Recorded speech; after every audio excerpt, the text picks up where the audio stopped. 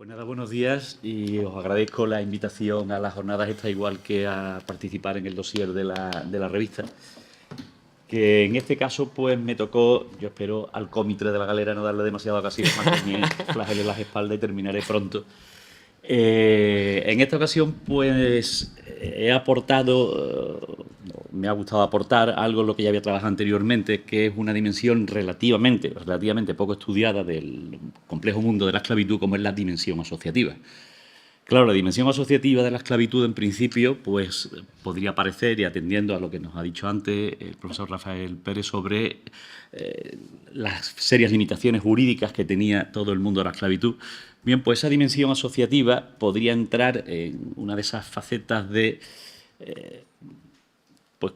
como diría, casi de contrasentido, por no decir de un pequeño postiguillo abierto a que los esclavos tuvieran unas posibilidades de asociación, de reconocimiento en una institución y casi, por no decir, de un autogobierno en una institución no controlada directamente por las autoridades. Esto, como digo, ha sido hasta ahora un fenómeno relativamente poco tenido en cuenta desde los estudios primitivos de Sancho Soprani, el profesor Alfonso Franco, que también inició, y luego a partir de ahí, pues relativamente por una media docena de artículos. No voy a exponer de forma textual lo que va en la revista, les invito a que lean el artículo. No deja de ser una síntesis un poco apretada y bastante apresurada de lo que se pretende decir, sino que más que nada lo que voy a bocetar los puntos de reflexión que están ahí en el texto para cuestionar este mundo, esta dimensión asociativa del mundo de la esclavitud. En todo el mundo hispánico en general, en América esto ha tenido mucho más repercusión de cara al análisis, sobre todo por la complejidad del mestizaje en el mundo hispanoamericano, donde sí ha habido muchísimo más debate y más análisis sobre este tema, pero en general en el mundo hispánico, los africanos y los afrodescendientes que pasaron a lo largo de la modernidad a engrosar los márgenes de la sociedad, pues adoptaron como forma de asociación el viejo modelo de la cofradía religiosa. Conformaron así sus propias asociaciones, propias, por aquí vamos a empezar a deslizar un poquito el tema, que representaron espacios de convivencia y de expresión para negros, mulatos y todo el mosaico del mestizaje a que dieron lugar. El hecho de que negros, esclavos y otras etnias pues vivieran sin barreras físicas junto al resto de los elementos de la sociedad, sin llegar a constituir guetos ni barrios propios, por decirlo de alguna forma, pues originaba una convivencia cotidiana que podía ser fácilmente interpretada por la población llana como la que abriera las almas de los negros al entendimiento de lo divino, según expresaba, por ejemplo, Alonso de Sandoval al final del siglo XVI, cuando decía: y cuando estos negros han tratado por algún tiempo con nuestros españoles, no les son desemejantes en los entendimientos y efectos de devoción. Antes experimentan ellos capacidad grande y un piadoso afecto a las cosas de la fe. En cualquier caso, para mí lo importante no es la particularización de estas asociaciones, de estos institutos en los que se asociaron los elementos de color, tanto libres como esclavos, eso también hay que tenerlo en cuenta, sino sus funciones sociales, las funciones sociales que pasaban a desempeñar en el común de la sociedad. Porque, entre otras cosas, esa multiplicidad, esa diversidad interna que tuvo ese complejo mundo del mestizaje no originó, podríamos decir de alguna forma, asociaciones específicas para estas minorías étnicas, sino que hubo toda una dispersión de negros por un lado, de mulatos por otra parte, fundamentalmente entre ellos, entre negros y mulatos, donde se manifestaban a nivel institucional las serias rivalidades interétnicas que se expresaban en el conjunto de la sociedad. Eso es lo que motivó que, por ejemplo, surgieran cofradías étnicas formadas por esclavos y libres de color, donde aparecían cerradas para la propia etnia,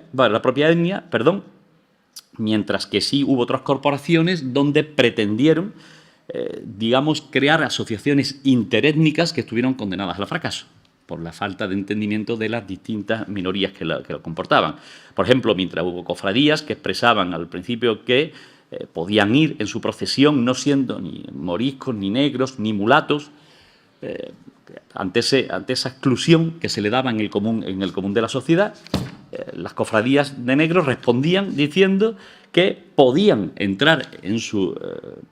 institución todo tipo de morenos y pardos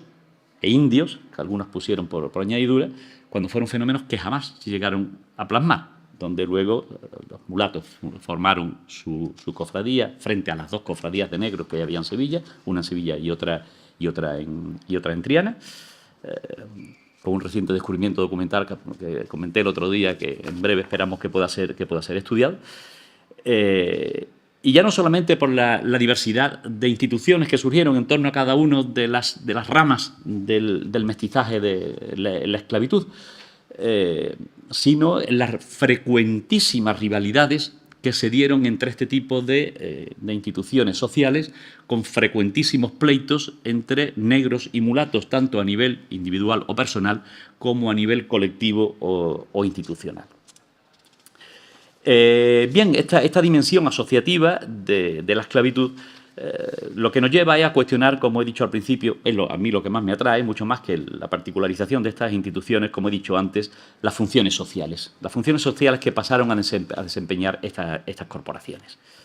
Y evidentemente, en estas instituciones sociales, los esclavos no solamente eran personas, sino eran entes, la esclavitud era un ente social. El estudio de las cofradías étnicas como vehículos de integración, como vehículos de defensa y, sobre todo, como vehículos de identidad en torno a la esclavitud. Para mí eso es lo más interesante que comporta el mundo de la dimensión asociativa de la esclavitud, el mundo, podríamos decir, de las cofradías étnicas. Frente a la desprotección y a la marginalidad que la población de color iba a tener en el común de la población, pues se buscaba un refugio de identidad y de ayuda y defensa mutua, no lo olvidemos, porque fundamentalmente ese era uno de los pilares del mundo asociativo, del mundo de las cofradías, de identidad y de auxilio y defensa mutua. Fueron precisamente en estas asociaciones donde el elemento de color encontró precisamente esa defensa frente al mundo hostil, hostil no solamente a nivel conceptual, sino hostil a nivel físico, que llegó a ser frecuentísimo. Los conflictos entre cofradías derivaron en auténticas batallas campales entre cofradías de blanco y cofradías de negros. Hubo algún testigo de algún pleito bastante curioso, bastante interesante, donde venía a decir que esos conflictos parecían más entremés de comedia que acto de devoción, ¿no? O sea, dada lo que se ponía en escena en esa conflictividad pública. Bien, pues como digo, lo importante para mí de este tipo de instituciones es el estudio, el análisis de esas funciones sociales como núcleo de identificación y de defensa que tuvo el elemento de color frente a la agresiva y hostil población blanca general. También me parece de sumo interés analizar no solamente lo que significaron, sino lo que motivó, lo que justificó la existencia de este tipo de asociaciones y cómo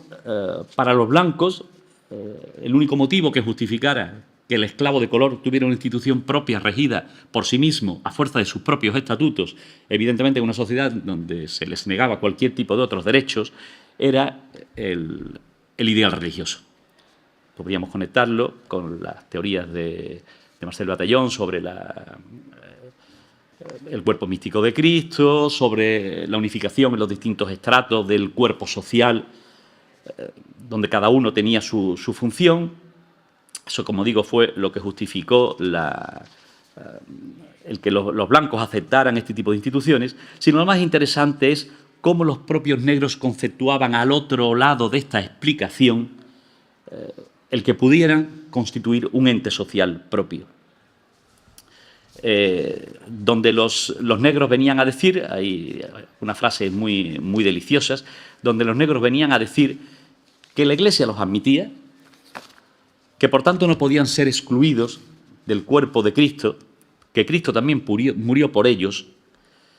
y que, bueno, pues de esa forma se entendía y se exigía que la sociedad blanca los aceptara. Frente a ellos, ¿qué argumentaba la sociedad blanca? Que efectivamente Cristo en la cruz se puso por todos, pero que igual que en el cielo había órdenes, también los había en la tierra. Y eso es lo que motivaba que efectivamente en el mundo ritual de la ciudad barroca, fundamentalmente, que es el periodo que yo me dediqué a estudiar, en ese mundo ritual donde se pretendía que se integrara el esclavo de color a través de esta participación simbólica en sus cofradías, esos conflictos que llegaban a darse en las calles de forma física, no solamente fueran esos tales conflictos de orden público, podríamos decir, sino fueran conflictos de aceptación en un ritual social que obedecía a una teoría, a un concepto religioso que les permitía, donde les permitía participar al elemento de color, pero donde en el fondo lo que se estaba manifestando es una fuerte segregación racial que, más allá de la justificación teológica, no permitía que se integraran en el complejo mundo de la sociedad barroca. Como digo, no quiero enrollarme más ni entrar en particularizaciones, para eso en el texto se pueden ver y en la bibliografía que se acompaña, sino simplemente con esto lo que quería era darles un poco los puntos de reflexión que han motivado el análisis y las perspectivas de análisis ulterior que se abren sobre este complejo mundo de la dimensión asociativa del elemento de color y su aceptación o no aceptación en el común de la sociedad blanca. Nada más, muchas gracias.